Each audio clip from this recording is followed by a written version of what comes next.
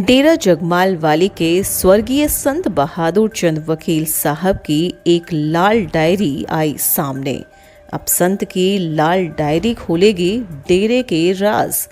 आखिर कब किसके नाम बाबा ने अपनी कलम से लिख कर की डेरे की वसीयत नाम। वकील साहब ने 1 जनवरी 2023 को ही अपनी कलम से लिख दी थी वसीयत।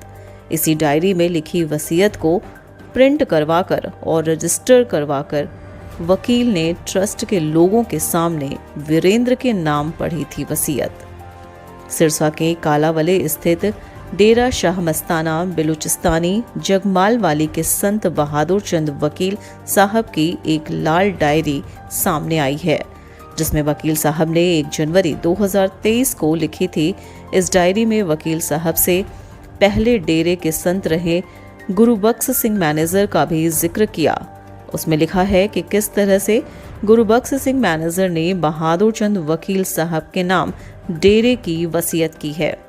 वकील साहब ने अपने हाथ से इस लाल डायरी में अपनी वसीयत लिखी है, जो कि वीरेंद्र के नाम का जिक्र किया गया है और साफ लिखा है कि डेरे की वसीयत वीरेंद्र के नाम कर रहा हूं। इस डायरी में डेरे के ट्रस्ट के सभी सदस्यों का भी जिक्र किया गया है।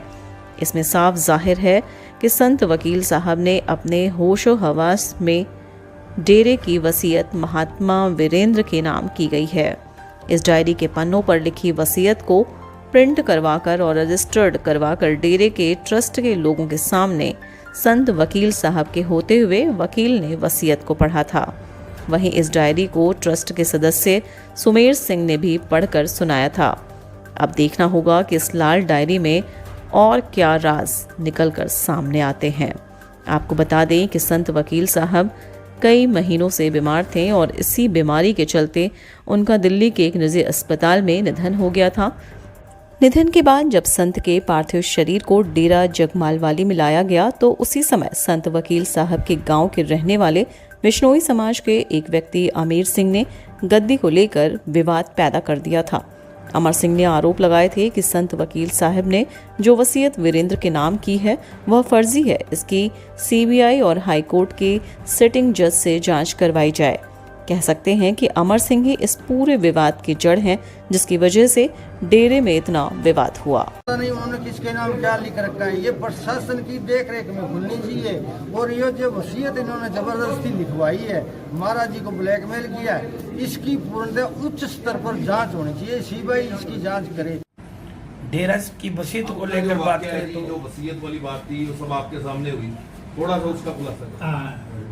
जो वसीयत वाली बात है, जहाँ तक मुझे याद है कि मैं दिल्ली में था और मेरी बड़ी बेटी, उसका नाम बीनू है, वो भी मेरे साथ थी।